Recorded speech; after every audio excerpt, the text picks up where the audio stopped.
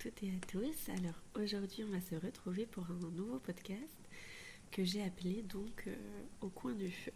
Alors le principe est simple, l'objectif c'est de discuter d'un livre qui va me sembler pertinent donc pour la gestion du foyer, la foi ou même tout simplement pour notre culture en tant que mère ou en tant que femme. L'idée c'est que j'ai très souvent envie de vous parler d'un certain nombre d'ouvrages, mais que malheureusement dans les émissions de Éclat de tradition et du cœur du foyer, je trouve que ça s'y prête pas trop. Alors que là, donc avec cette nouvelle émission, on va avoir la possibilité de discuter d'un livre et ce sera vraiment l'objet du podcast. Donc en gros, un livre égale une émission. Après, je ne sais pas combien de temps elle va durer, ce sera un peu la surprise, je pense qu'on va le découvrir ensemble. Et je pense aussi que c'est bien de ne pas se fixer d'objectifs en termes de temps. Et comme ça, on voit en fonction du livre aussi, parce que je pense que ça va dépendre beaucoup de l'ouvrage en question. Alors, l'émission d'aujourd'hui, par contre, elle va porter sur un livre qui est en anglais, celui que j'ai choisi. Donc, c'est celui de Jennifer Ford Berry, qui s'appelle Organize Now. Alors il existe plusieurs éditions, moi je me suis basée donc pour ce podcast sur celle que j'ai. Donc c'est une édition de 2008, mais sachez qu'après elle a réédité le livre plusieurs fois. Il y a même eu des suites, je crois qu'il y a une version avec une partie 1, une partie 2.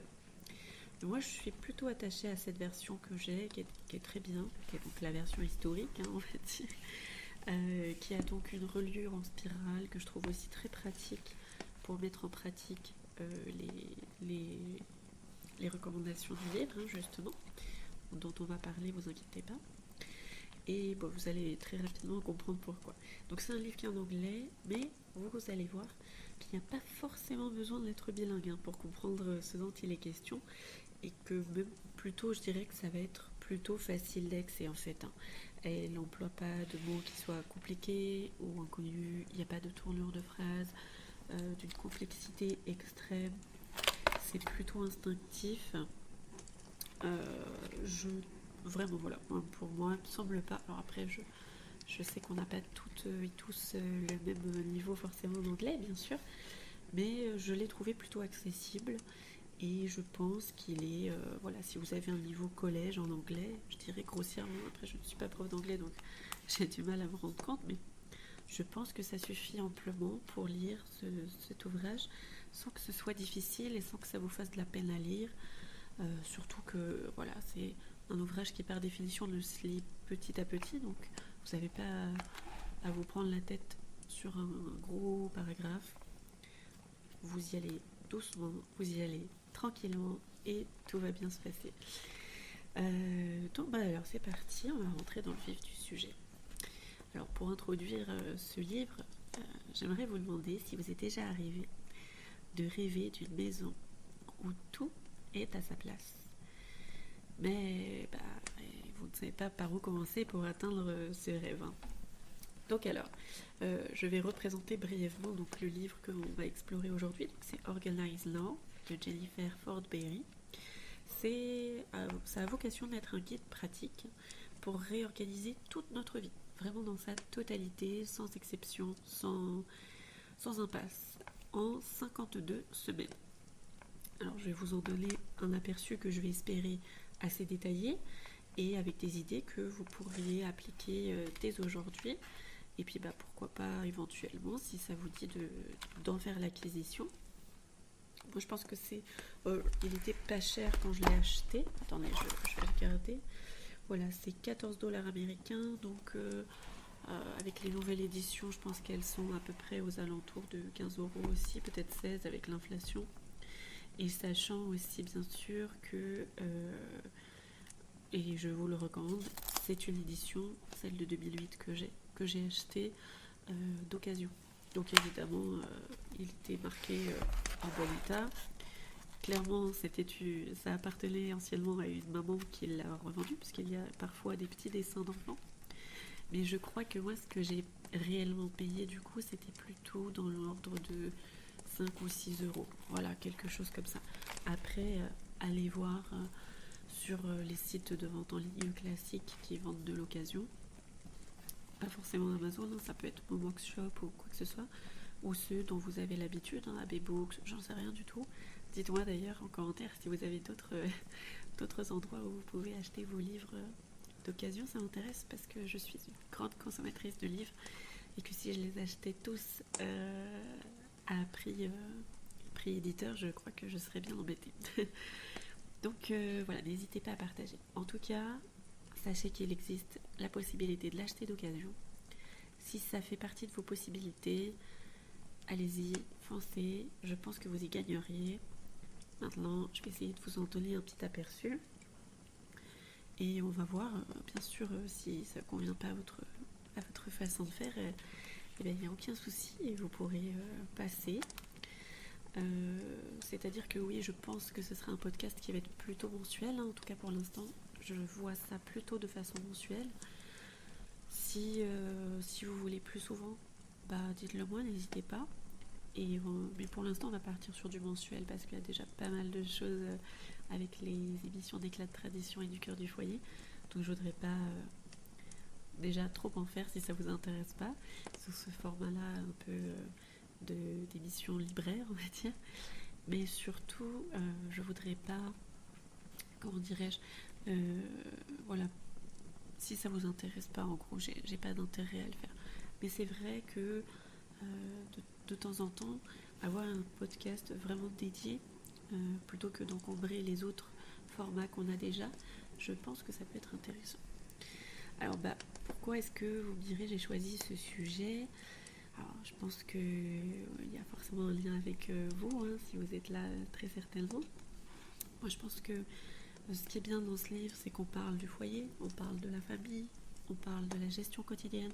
Donc ça veut dire aussi que c'est quelque chose qui peut s'étaler aussi et s'appliquer pour toutes les personnes qui sont encore célibataires, en cours d'organisation, en cours d'installation de foyer, quand vous venez de déménager, quand vous êtes, même pour les étudiants, je pense que ça peut être bénéfique, ou même à la retraite, pourquoi pas, parce que ça vous apporte une base sur laquelle vous pouvez travailler pour vous réorganiser vraiment de A à Z. Et ça, c'est vraiment quelque chose que j'avais apprécié énormément, c'est cette possibilité d'utiliser le livre de plein de façons différentes. Et je pense que ça s'applique quasi à tout le monde. Alors évidemment, il y aura des chapitres qui vont être un peu plus spécifiques. J'entends par exemple, j'ai le sommaire sous les yeux, la semaine 31, organiser les vêtements et les placards de vos enfants. Bien évidemment, si vous n'avez pas encore d'enfants, ça va être un peu compliqué d'utiliser cette ressource-là. Mais vous pouvez tout à fait appliquer les conseils qu'elle donne dans d'autres domaines de votre vie, rajouter, modifier, nuancer. Et en fait, l'objectif de ce livre, et c'est comme ça que je l'ai vécu et c'est comme ça que je le perçois, c'est vraiment de vous donner des bases pour que vous puissiez ensuite construire votre propre organisation à côté. Alors pourquoi je parle sans cesse d'organisation sur En tête c'est l'aîné, c'est que je pense que l'organisation c'est la base pour avoir un foyer qui soit deux choses, premièrement paisible et deuxièmement fonctionnel, parce que c'est un peu notre rôle, je pense, de faire en sorte qu'il soit fonctionnel, mais c'est aussi notre rôle de le rendre paisible. Et je pense que l'un ne va pas sans l'autre, c'est-à-dire que si vous arrivez à créer vraiment un endroit qui soit parfaitement fonctionnel, forcément vous allez éviter les disputes qui sont en trait avec l'organisation. Vous allez éviter tous les petits points de friction, de tension qui ont lieu parfois dans de très nombreuses familles, surtout sur des points d'organisation. Alors après, c'est pas une formule magique, mais je pense que déjà si vous arrivez à appliquer 10% de ce qu'il y a dans ce livre, déjà vous serez un peu plus tranquille. Sauf bien sûr pour les Wonder Woman qui se cachent parmi nous et qui ont cette possibilité folle d'arriver en fait à réussir totalement tout ce qu'elles entreprennent. Et justement, l'auteur, Jennifer, c'est une femme qui fait plein de choses différentes. Elle sait tout faire presque. Donc elle travaille, elle donne des conférences, elle a créé elle-même un site sur l'organisation. Elle s'occupe aussi de Berry Patch Kids. Alors ça, c'est pour celles et ceux qui connaissent un peu. En Amérique, ils ont un truc qui s'appelle Berry Patch. Pardon. Et c'est un genre, je dirais pas d'association, mais ils font des livres où il y a beaucoup de recettes de cuisine qui sont partagées. C'est une espèce de vraie communauté. Personnellement, j'adore leurs livres de cuisine. Où c'est vraiment des gens qui partagent autour de la cuisine, qui donnent des recettes personnelles avec beaucoup de détails et de background et de contexte, pardon. Après, je ne saurais pas exactement vous dire parce que je ne suis pas aux États-Unis, donc je ne peux pas vous dire. Mais j'aime beaucoup leur ligne Berry Patch. Et d'ailleurs, et je réalise que peut-être que je vous dis une bêtise parce que ce que j'aime bien, c'est Gooseberry Patch. Et j'ai cru qu'il y avait un lien avec Jennifer, mais dites-moi. Mais elle, ce qu'elle a créé, c'est Berry Patch Kids. Donc si vous savez à quoi ça correspond, parce que je pense que à bien y réfléchir, ça n'a pas forcément de lien. Mais en tout cas, voilà. Dites-moi si vous connaissez Gooseberry Patch de base. Et dites-moi aussi si vous savez ce qu'est Berry Patch Kids. Parce que ça a l'air d'être encore une autre association. Enfin, tout ça pour dire que elle fait vraiment plein de choses. Elle organise aussi des événements pour les mamans, etc. Enfin bref. C'est vraiment une femme qui est multitâche, comme on les aime. Et aussi comme on aime s'en inspirer. Hein. Je pense que c'est important d'avoir des modèles. Il n'y a pas que Martha Stewart par exemple. C'est bien de diversifier aussi les personnes dont on s'inspire pour pouvoir savoir dans quel style en fait on veut gérer notre maison, gérer notre vie de famille, notre organisation, etc. Et le mieux encore pour découvrir la personne que vous êtes réellement, c'est de s'inspirer de plusieurs personnes à la fois. Alors je pense que je vais commencer par vous présenter assez brièvement le livre et un peu sa petite philosophie. La structure du livre en soi, c'est 52 semaines, donc c'est toutes les semaines de l'année. Chaque semaine, vous avez une thématique. Alors par exemple, la semaine 1, vous avez organisé votre esprit. La semaine 38, vous avez organisé votre bureau à la maison. La semaine 15, vous avez organisé vos photographies. Donc, ce sont des exemples. Après, vous avez toutes ces semaines, ces 52 semaines, qui sont elles-mêmes incluses dans plusieurs sous-groupes. Donc, ça vous fait 7 parties qui incluent ces 52 semaines. Donc, le livre se présente comme suit. Vous avez l'introduction, les bases de l'organisation, et puis après, vous avez la partie 1, s'organiser soi-même. La partie 2, organiser vos papiers et vos documents. La partie 3, organisez vos choses. Je pense que c'est un peu, voilà, parce que c'est une partie un peu fourre-tout. Et la partie 4, c'est organiser vos zones de trafic importants. Ensuite, vous avez organisé vos espaces personnels, organiser vos zones de stockage et enfin, organiser vos événements spéciaux. Alors, chaque partie va être vraiment divisée, pas forcément de façon égalitaire. Par exemple, la partie s'organiser soi-même, il n'y a que 4 semaines à l'intérieur. Tandis que par exemple, la semaine organiser vos événements spéciaux, vous êtes sur 9 semaines. Donc, vous voyez qu'il n'y a pas forcément d'équilibre entre les parties, mais à la limite, c'est pas grave, c'est pas ce qu'on demande du tout au livre. Vous avez plusieurs façons d'aborder cet ouvrage.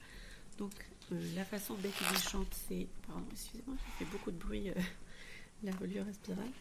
C'est vous lisez l'introduction, les bases de l'organisation, donc elle vous donne des conseils pour désencombrer, donc en vous parlant du coût véritable, de votre bazar, de la psychologie,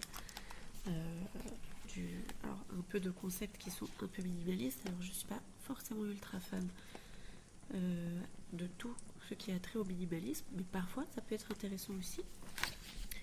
Après, vous avez des astuces pour être motivé, les fonctions des pièces, etc.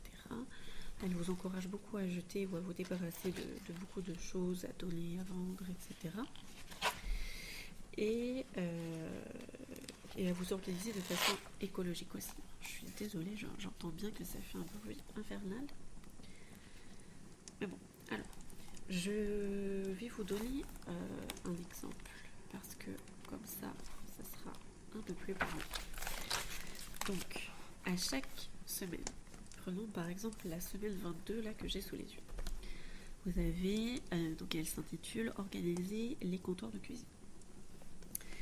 Donc vous avez donc, elle s'introduit avec un petit texte où souvent c'est un peu une inspiration, elle vous discute un petit peu ce qu'elle en pense, parfois elle raconte des anecdotes, etc.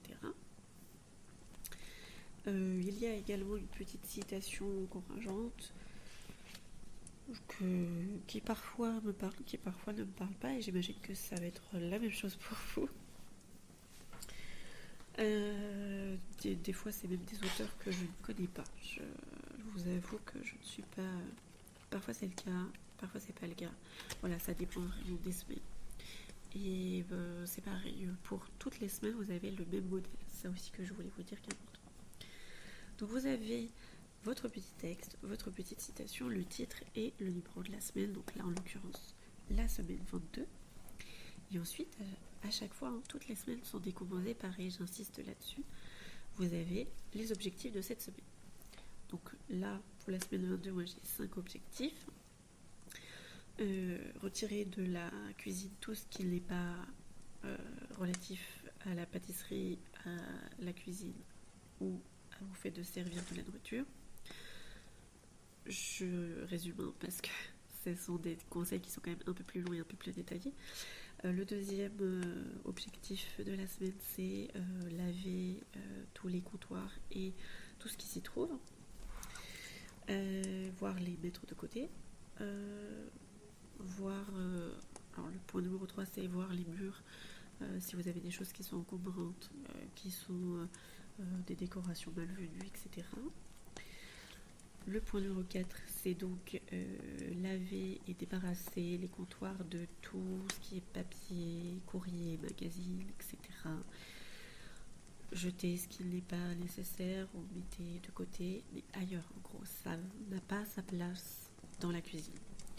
Et ensuite, vous pouvez éventuellement, donc le point numéro 5, elle vous recommande de créer un petit centre à papier dans votre cuisine et que tout doit rentrer en gros dans ce petit panier là et vous ne les en sortez pas.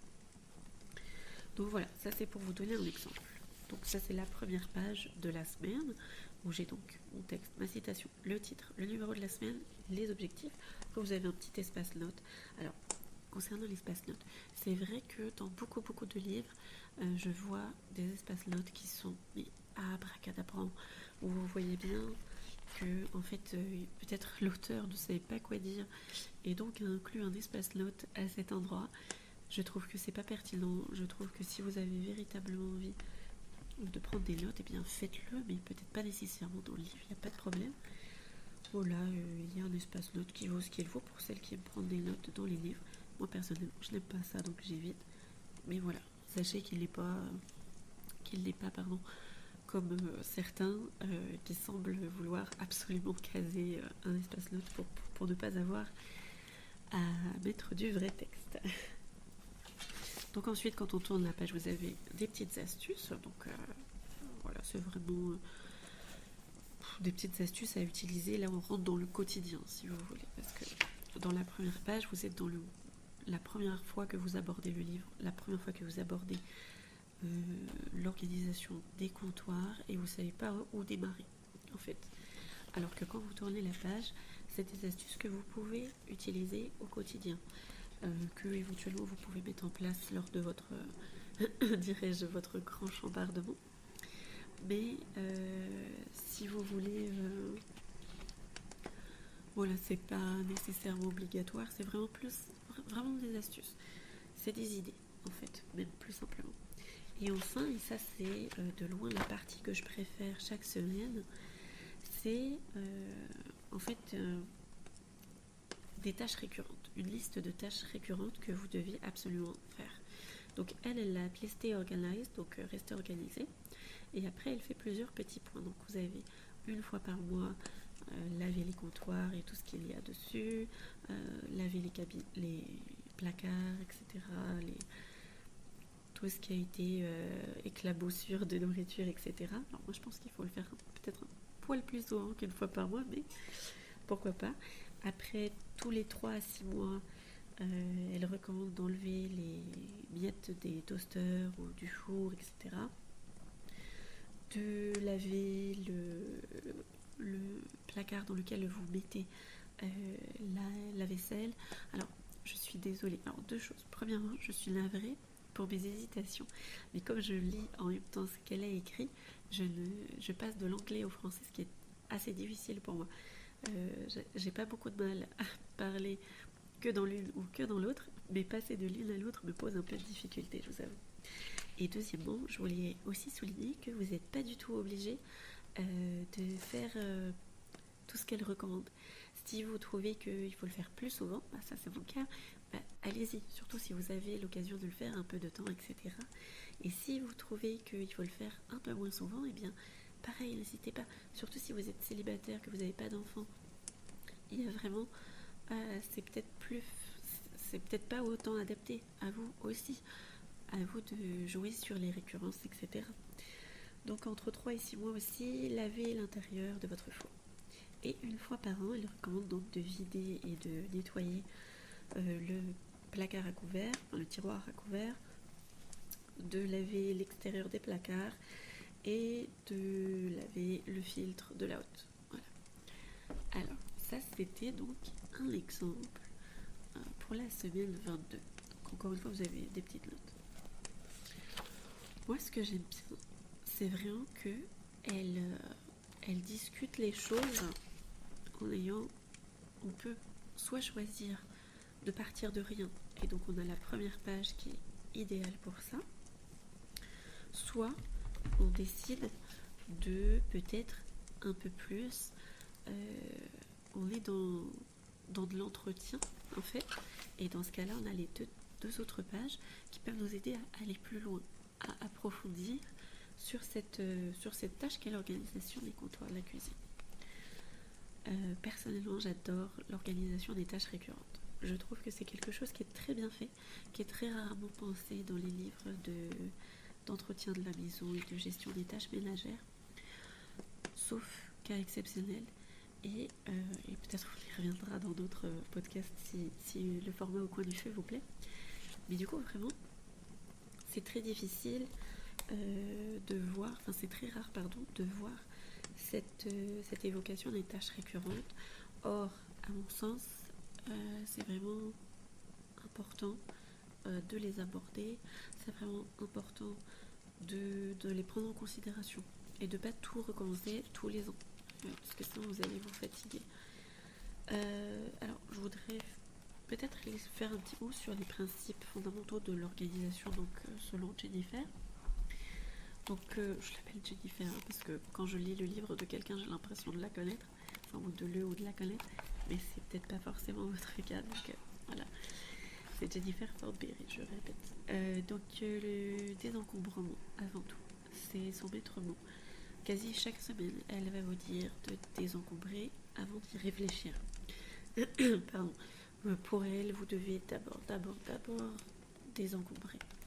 Vous nettoyez seulement après. Vous envisagez les tâches récurrentes seulement après. Même s'organiser pour elle ne peut pas être fait si vous n'avez pas en amont réfléchi vraiment au niveau de l'organisation, au niveau du désencombrement en fait. Et c'est aussi quelque chose qu'on retrouve dans sa vocation à tout simplifier. Pour elle, quand on simplifie, on gagne en fait en sérénité. C'est-à-dire que n'essayez pas d'avoir 50 systèmes différents. N'essayez pas de suivre 50 méthodes différentes. Je sais que c'est un tort qu'on a souvent parce que, par exemple, on lit un livre et on se dit « Ok, je vais appliquer ça ». Et puis, 2-3 jours après, on va regarder, j'en sais rien, peut-être une vidéo qui va parler d'une autre méthode et on va se dire « Ah oui, je vais appliquer ça, tant mieux ». Et en fait, de fil en aiguille, on se retrouve à appliquer 50 méthodes différentes et c'est pas quelque chose qui est viable. Vous pouvez appliquer des méthodes différentes, mais pas simultanément. C'est-à-dire que si vous êtes encore dans une phase où vous cherchez, en termes d'organisation, de gestion de la maison, vous pouvez bien sûr, et je vous le recommande chaudement, tester. Tester en fait. Vous vous dites 1 mois ou 3 mois, je teste cette méthode spécifique à ce moment-là. Évitez de tester aux alentours de Noël, vous allez être complètement... la méthode sera forcément nulle. Mais essayez de vraiment... Voilà, ne pas vous dire je fais plusieurs choses à la fois. Peut-être que votre organisation finale, celle que vous aurez mis au point qui sera propre à vous, celle-ci peut-être, certainement même, sera une combinaison de plusieurs méthodes proposées par d'autres gens. Mais l'intérêt, c'est que vous l'ayez en fait au final construit vous-même. Appliquer plusieurs méthodes qui ne vous appartiennent pas en même temps, je pense que c'est pas forcément la meilleure chose à faire. Je pense que ça peut être beaucoup plus difficile et je pense que ça va vous mettre des bâtons dans les roues plutôt qu'autre chose. Voilà. Alors, une autre recommandation de Jennifer, c'est l'organisation par étapes, notamment pour éviter donc l'épuisement. Alors voilà, je pense que je vais essayer de vous introduire d'autres chapitres peut-être qui peuvent être intéressants. Je trouvais, alors typiquement organiser votre emploi du temps. L'emploi du temps, c'est difficile, surtout pour les mères au foyer, surtout quand vous avez des enfants, un mari. Vous devez gérer les emplois du temps de tout le monde, c'est compliqué, ça peut vite être un chaos total. Je sais que entre les agendas individuels, le planning de la famille, le vôtre, il faut essayer de tout centraliser et donc fatalement de faire des resets de temps à autre. Alors là, le chapitre sur l'organisation de l'emploi du temps, je l'adore, je le trouve très pertinent. Elle recommande d'ailleurs, et c'est un conseil que je vous réitère et que je renforce, d'acheter un seul agenda qui vous servira ensuite pour votre vie professionnelle, votre vie personnelle, votre vie familiale, votre vie étudiante le cas échéant, etc. Et ça ne veut pas dire que pour informer votre famille, vous ne devez pas transférer certaines données sur, par exemple, un calendrier personnel. Mais typiquement, là, c'est vraiment idéal d'avoir un seul agenda. Quand je vois... alors, je dis pas, moi aussi j'adore les agendas, c'est joli, machin. Mais le fait d'avoir un seul agenda, c'est beaucoup plus... vous êtes moins perdu, vous avez moins de risques d'être perdu, d'oublier des choses, etc. Et à vrai dire, c'est quelque chose qui a toujours été difficile pour moi, mais que je me suis toujours mis un point d'honneur à respecter. Parce que quand je vois, par exemple, il y a beaucoup de vidéos sur YouTube, surtout dans le monde anglo-saxon, qui ont pour sujet tout le tas de planeurs, donc d'agenda, que les femmes ont pour une seule année ou pour une seule période, parfois c'est au trimestre. Je trouve ça incroyable. Comment font-elles pour rester organisées parfaitement dans ce fatras en fait, parce qu'elles ont vraiment beaucoup de choses d'un seul trait.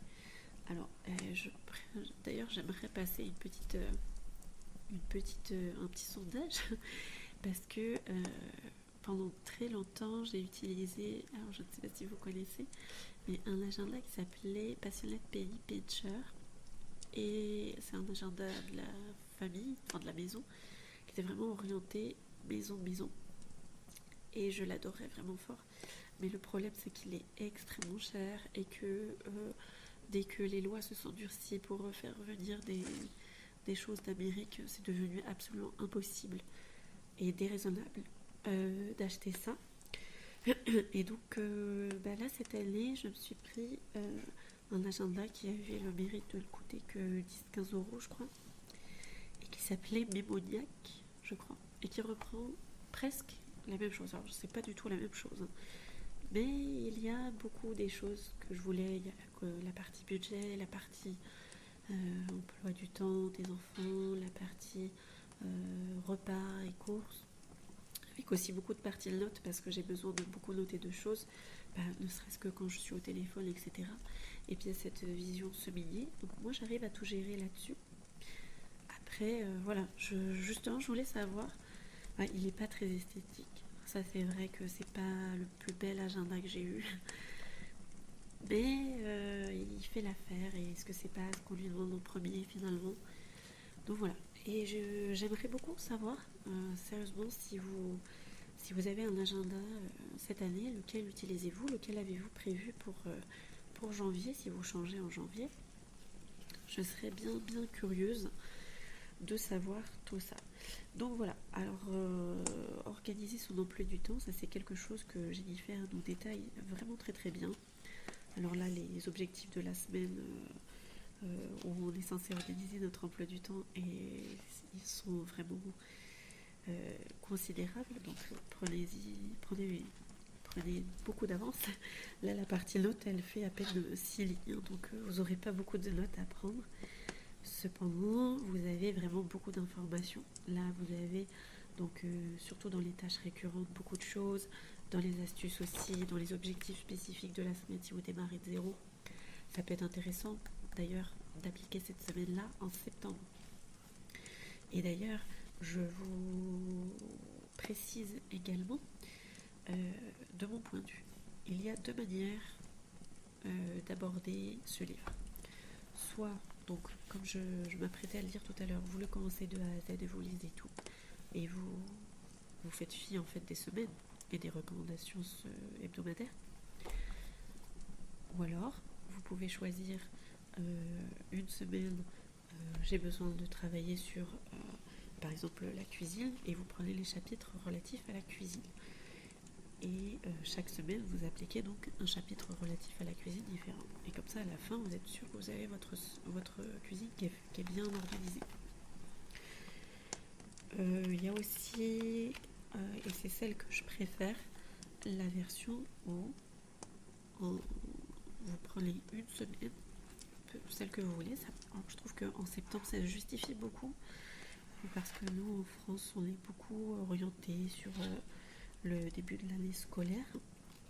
Mais vous pouvez très bien le faire aussi en janvier. Vous prenez une semaine et chaque semaine, vous lisez juste le petit texte. Vous remplissez vos objectifs de, je dirais, grand chambardement. Et puis après, quand tout ça c'est fait, et vraiment seulement quand tout ça c'est fait, vous appliquez les astuces qui s'appliquent à vous et qui vous paraissent pertinentes. Et puis après, vous pouvez voir de temps à autre, planifier vos tâches récurrentes. Voilà. C'est différentes manières de voir les choses. Moi, je préfère vraiment celle-là, de semaine par semaine, parce que ça vous enlève tout le côté je vais être dépassée, il y a trop de choses, oh là là, quand je vais faire. Là, vous faites une tâche par semaine. En plus, ça fait que fatalement, je pense qu'il y aura des semaines où vous allez ne rien faire, en fait. Typiquement, ça vous fait des pauses. Parce que là, la semaine, organisez vos magazines et vos journaux. Et bien, moi, je n'avais rien, en fait. Enfin, je veux dire, je dois avoir 3 magazines. C'est pas non plus... voilà, j'avais pas l'usage de ce chapitre-là. Et tant mieux, en fait. Mais du coup, voilà, pendant cette semaine-là, je ne fais rien. Alors, aussi un autre point, c'est ce que j'aime beaucoup faire, mais c'est très personnel et ça dépend vraiment de si vous avez le temps ou quoi que ce soit. Pensez, moi personnellement, ce que je fais, c'est chaque année, je recommence. En fait, je reprends depuis le début. Et chaque année, j'ai de moins en moins de choses à faire parce que toutes les choses récurrentes, je les introduis dans ma liste de tâches récurrentes. Donc je les fais tellement au fur et à mesure que voilà. Mais pour certains sujets, il y a toujours quelque chose, comme je vous ai dit. Il y a forcément un domaine où on se laisse déborder. Sauf si vous êtes extraordinaire. Auquel cas, coucou, je vous adore. Mais voilà, il y a normalement forcément des domaines où vous vous laissez déborder. Et dans ce cas-là, le refaire tous les ans, ça vous permet d'avoir un fil conducteur dans lequel vous pouvez sur lequel vous pouvez vous baser pour ne pas rendre les choses trop, trop encombrées pour vous-même et votre esprit, en fait. Alors après, il y a aussi d'autres choses que j'aime beaucoup. Là, typiquement, je vais essayer de vous retrouver la page pour ne pas vous dire de bêtises. Je vous demande pardon. Hop, voilà. C'est pas évident de mettre des marque-pages dans une reliure à spirale. Alors, une autre semaine que j'aime beaucoup, c'est la semaine 11. Organisez vos emails. Parce que, soyons réalistes, il y a beaucoup de livres sur le désencombrement digital, beaucoup de livres sur le désencombrement physique, et je trouve assez peu qui parlent des deux, ou qui l'abordent de façon, comment dirais-je, ou qui abordent les deux de la même manière en fait. Là, l'intérêt, c'est qu'elle aborde ça exactement de la même manière. Vous avez tout au haut du grand compartiment, vous avez donc vos objectifs de la semaine au cas où vous souhaitez ou vous devez démarrer de zéro. Et puis après, vous avez les astuces et les petites tâches récurrentes ensuite. Et ça, c'est vraiment très bien parce que organisez vos emails. Donc, alors, vous avez besoin une grosse fois pour toutes de faire les grosses suppressions, enlever toutes les catastrophes. Cependant, même l'année d'après, c'est difficile d'avoir, même en ayant fait toutes les tâches récurrentes, c'est difficile de rester la tête hors de l'eau avec les emails. Personnellement, c'est une tâche qui me révulse et c'est vraiment catastrophique, quoi. Avec toutes les différentes adresses mail, parce qu'évidemment, on est obligé d'avoir une adresse mail professionnelle, une adresse mail personnelle, une adresse mail étudiante, enfin bref. J'imagine que vous connaissez toute cette histoire. Vraiment, je trouve que c'était intéressant de vous parler du fait qu'il y avait donc organisé vos emails. J'aime beaucoup aussi organiser vos... Comment ça s'appelle ? Alors, elle appelle ça craft. En français, ça serait activité manuelle, il me semble. Je suis encore une fois désolée pour les bruits de reliure un peu crissants. Ce serait une anti-vidéo ASMR. Alors, donc, du coup, organisez vos activités manuelles, enfin, votre matériel à activité manuelle, en fait. Parce que c'est vrai que, alors, entre les tricots, la couture, la broderie, le bricolage, toutes les petites choses, par exemple, si on veut faire, si on répare des meubles, si on répare si on les décore, etc. C'est difficile de tout centraliser. Et c'est vrai que ça prend énormément de place. Donc, souvent, on se retrouve avec 40 paires de ciseaux, chacune pour un usage différent.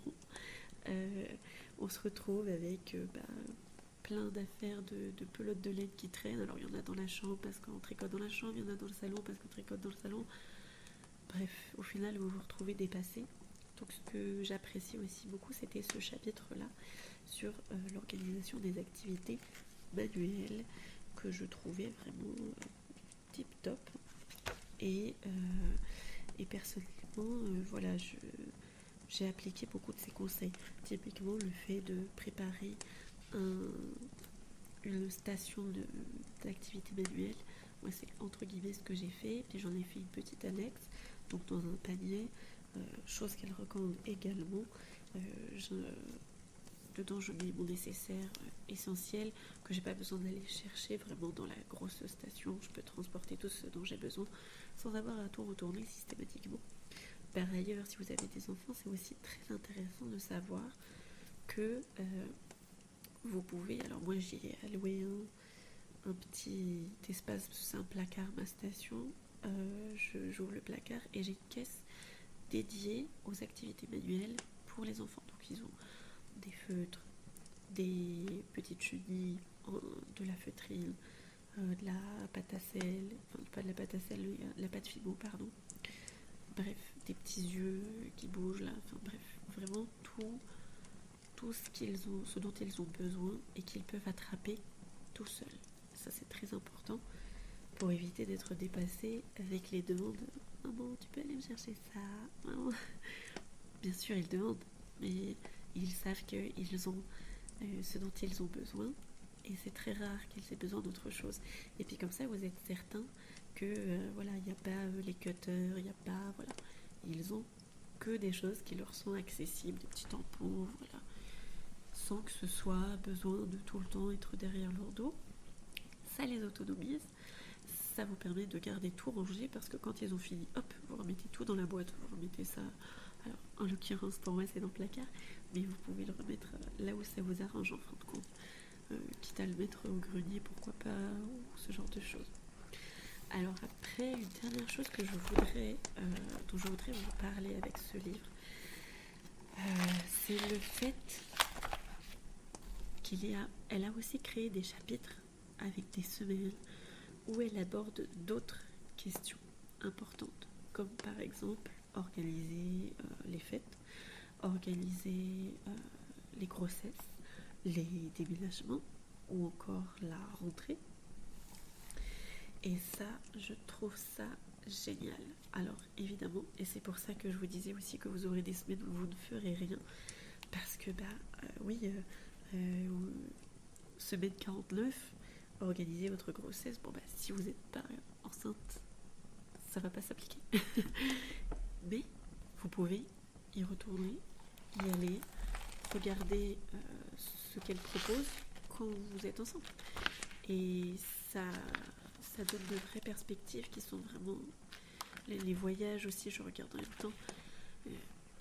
Les fêtes de Noël, vous avez vraiment de quoi faire tous les événements de la vie, en fait.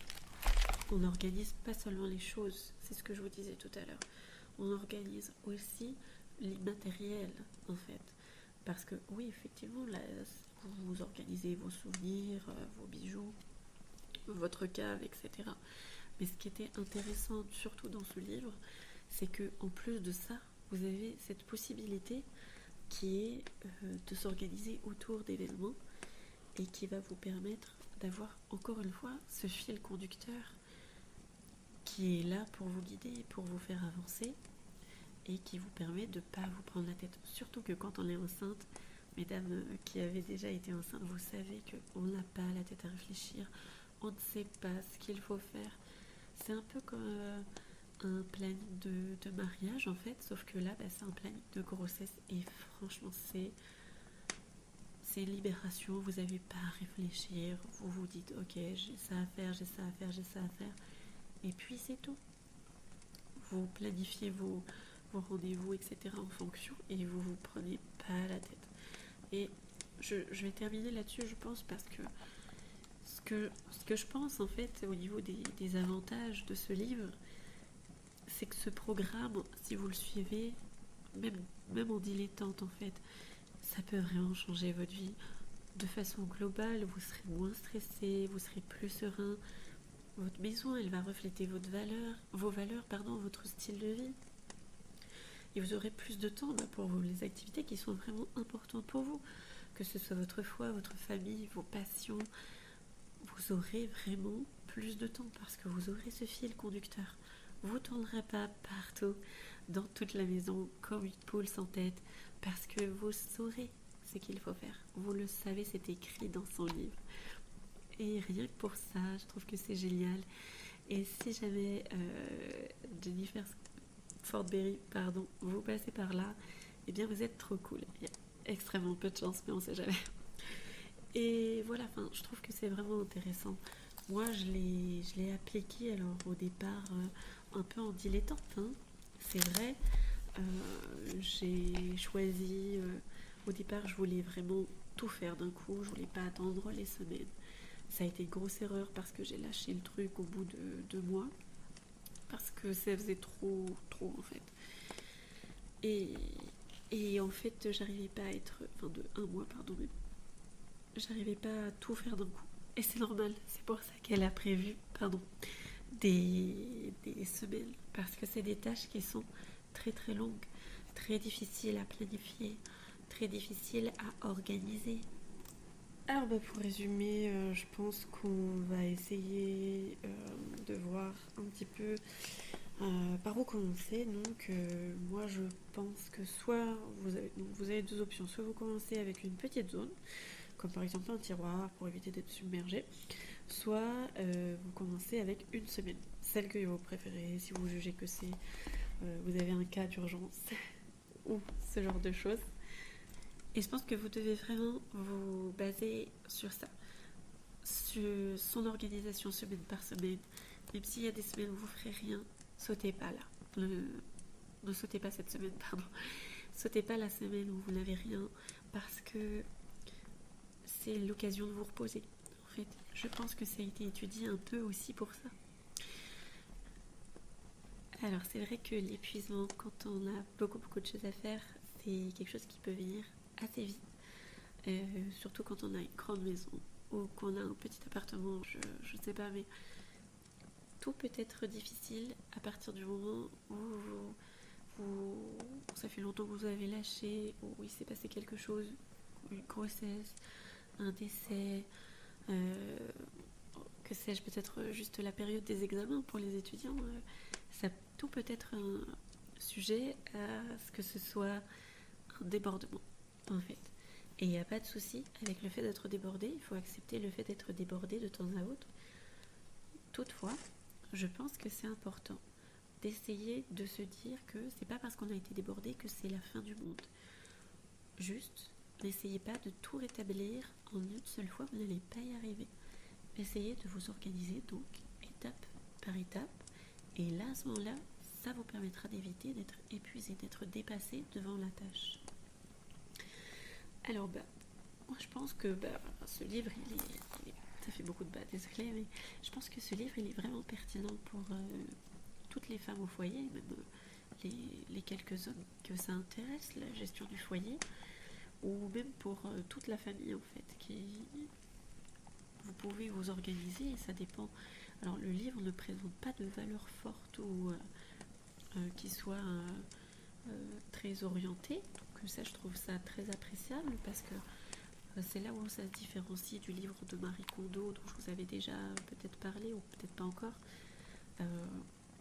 Je pense qu'il ne faut pas non plus partir dans des questions animistes, etc. Enfin, voilà. Je pense qu'il faut vraiment rester sur quelque chose de, de sobre. Et c'est ça que j'apprécie avec le livre de Jennifer, c'est que c'est quelque chose d'assez sobre et qui nous permet après de l'adapter à nos valeurs et de l'adapter à notre méthode, notre style de vie surtout. Et voilà. Et je pense que c'est quelque chose qu'il faut souligner parce que quelquefois les livres d'organisation ne sont vraiment beaucoup trop orientés. Et c'est pas. C'est dommage parce qu'il y a peut-être des bonnes astuces dans ces livres, mais j'ai un a priori négatif du coup. Enfin, pas un a priori du coup, mais j'ai un sentiment mitigé en tout cas. Euh, du fait que ça présente des valeurs beaucoup trop fortes qui sont beaucoup trop éloignées des miennes. Et donc à ce moment-là, forcément, on entre dans un conflit. Même si je ne le fais pas exprès, j'imagine que ça doit vous arriver aussi. Quand un livre vous présente de bonnes idées, si il y a derrière quelque chose avec lequel vous êtes fondamentalement en désaccord, ça va avoir du mal à passer, je pense. Après, ça ne veut pas dire que vous ne pouvez pas réutiliser les idées de tout le monde si ce sont de bonnes idées et qu'elles peuvent entrer en résonance avec vous. Mais voilà, essayez de ne pas non plus... en tout cas, je vais m'arrêter là parce que je pense que je vais faire un hors-sujet sinon. Mais l'essentiel, c'est de savoir que justement, avec ce livre, je n'ai aucune idée des valeurs et des convictions personnelles de Madame Berry. Et c'est très bien comme ça, parce que ces conseils sont à prendre de façon universelle. Et pour certaines choses, il ne faut pas penser universel. Pour ce genre de conseils, je pense que la gestion de la maison, c'est un peu pour tout le monde pareil. Et ça fait toujours plaisir de voir qu'on peut communiquer avec les gens sans être dans un conflit forcément. Donc elle n'essaye pas d'imposer sa vision et c'est ça qui est très positif. Voilà où je voulais en venir, je pense. Alors après, l'important, c'est aussi de rester motivé. Donc, le fait d'avoir des objectifs hebdomadaires, ça c'est vraiment génial. Le fait de célébrer à chaque fois vos progrès en cochant les petites cases, éventuellement de partager vos avancées avec vos amis, votre famille ou avec nous, hein, si vous êtes présent en commentaire dans la section de rediffusion. Je pense que c'est un livre qui présente une méthode qui va être adaptée à plein de situations qui sont très spécifiques, que vous ayez un petit espace, un petit budget, ou que vous ayez aussi, pourquoi pas, une famille nombreuse aussi. Ça, c'est vraiment... le livre s'applique quelle que soit votre situation, vraiment. Alors, je pense qu'on va pouvoir s'arrêter là. C'est déjà pas mal, parce qu'on est sur presque 1 heure. Globalement, ce que je vous conseille, c'est vraiment de l'aborder. Alors déjà de l'acheter d'occasion, parce que ou de le télécharger si vous le trouvez, mais bien sûr, c'est peut-être pas très recommandé. Je suis même pas sûre que ce soit légal. Mais en tout cas, voilà, procurez-vous-le, même dans la version originale. Donc la première édition, je trouve qu'elle est très très bien. Il n'y a pas besoin de se dire que ça doit être une dépense incommensurable. C'est justement un livre qui ne vous encourage pas à dépenser des milliers et des cents. Tout au contraire, elle va vous encourager beaucoup à vendre, à vous débarrasser, à faire les choses avec moins, mais à les faire bien. Et ça, c'est très important. Alors, moi, je peux que vous encourager donc à commencer un petit projet d'organisation, même un tout petit. Prenez une semaine au hasard, celle qui vous plaît. Euh, J'en sais rien, peut-être voilà la buanderie ou votre espace lessive. Et faites celui-là, ce chapitre-là. Vaut mieux que vous fassiez un chapitre correct, quitte à ce que ça vous prenne 2 semaines finalement, au lieu d'une. Et c'est pas grave, vous ferez la tournée du livre en 2 ans plutôt qu'en un. L'essentiel, c'est de commencer quelque part en fait. Voilà, j'aimerais savoir surtout quelle est la première zone qui chez vous a besoin vraiment d'organisation et quel chapitre vous aimeriez retrouver dans ce livre pour savoir voilà, lequel pourrait le plus vous aider. Alors, j'ai beaucoup d'idées et de projets pour le prochain thème de Au coin du feu. Alors, comme c'est un tout nouveau format que nous ne connaissons pas et qui cette fois se fait totalement de façon enregistrée. Voilà, donc là je n'ai pas d'auditeur en ce moment puisque j'enregistre totalement cet épisode dès le départ. Alors pour ceux qui ne le savaient pas, petit rappel, nous sommes donc le mardi et le jeudi, nous avons l'épisode d'Éclat de tradition qui est ensuite rediffusé sur plusieurs plateformes, notamment Spotify et YouTube. De temps à autre, nous avons également, souvent le samedi, parfois le dimanche, un épisode qui est un peu plus long, donc d'une autre émission qui s'appelle Le cœur du foyer. Notre antenne, donc l'antenne Sélénée, elle a surtout vocation à parler de tout ce qui est tradition, famille, foyer. Et voilà, donc là il s'agit d'un nouveau format d'émission que j'ai intitulé Au coin du feu parce que je ne voulais pas qu'on se limite forcément à des livres et je voulais vraiment que ce soit éventuellement, pourquoi pas, parler de séries, de films, parce que je sais que c'est un format qui plaît beaucoup. Mais voilà, c'est pas fermé et me connaissant, je pense que vu que j'ai beaucoup de livres qui sont déjà prévus en brouillon, entre guillemets, dont j'aimerais beaucoup vous parler, qui je pense pourraient vous être utiles, hein, parce que c'est ça l'objectif, c'est avant tout de vous être utile et puis de vous partager des ressources. Et donc dans ce cas, j'ai vraiment beaucoup de livres, donc je ne sais pas le mois prochain sur quel livre nous allons nous pencher. Peut-être qu'à un moment donné, ça serait intéressant que je vous les présente suffisamment en avance pour que peut-être on les découvre ensemble dans certains cas. Là, pour l'instant, je pense qu'on a une bonne liste d'épisodes qui vont être faits sur des livres que j'ai déjà sous le coude et que j'aimerais donc vous partager parce que je pense que ce sont des ressources importantes donc sur des divers thèmes. Ça peut être la gestion du foyer qui est évidemment le cœur de notre antenne, mais ça pourrait aussi être, pourquoi pas, sur des questions de foi, sur des questions alors politique peut-être pas trop parce que je sais qu'on a évoqué cette question avec des auditeurs à un moment donné, mais là je pense que c'est peut-être un peu, je dirais pas je dirais pas que ça ne m'intéresse pas, mais je dirais que c'est pas ce que j'ai envie de faire spécialement, en tout cas pour l'instant, avec cette antenne. Voilà. Et puis ça pourrait être voilà l'éducation des enfants, les traditions anciennes ou ce genre de choses. Je pense que ça pourrait être des livres sur un peu tout et rien entre guillemets. En tout cas, qui, il me semble, peuvent vous être utiles et peuvent vous rendre service. Voilà, c'est l'essentiel. En fait, c'est surtout l'objectif premier. Donc, n'hésitez pas à me dire si cet objectif est rempli pour cet épisode. Sachez donc que je serai ravie de refaire un épisode pour le mois prochain. Donc nous serons donc je pense que je la publierai le premier dimanche de janvier pour celle du mois prochain si vous voulez l'attendre avec impatience. Et voilà, tout simplement. Donc je rappelle que nous avons donc discuté aujourd'hui dans cet épisode d'Au cœur du foyer de l'épisode du livre de Jennifer Ford-Berry qui s'intitule Organized Law, qui est en anglais mais qui gagnerait à être traduit en français s'il y a des traductrices ou traducteurs qui m'écoutent. Par ailleurs, voilà, bon, je pense qu'on va s'arrêter là en fait parce que je voudrais pas trop durer longtemps. Et voilà, et bien je vous remercie d'avoir été à l'écoute. J'espère que vous avez apprécié ce podcast, au moins autant que j'ai apprécié vous faire découvrir cet ouvrage. Surtout n'hésitez pas dans les commentaires à me dire si vous connaissiez déjà ce livre ou si ça vous a donné un petit peu envie de le feuilleter ou voire de le lire.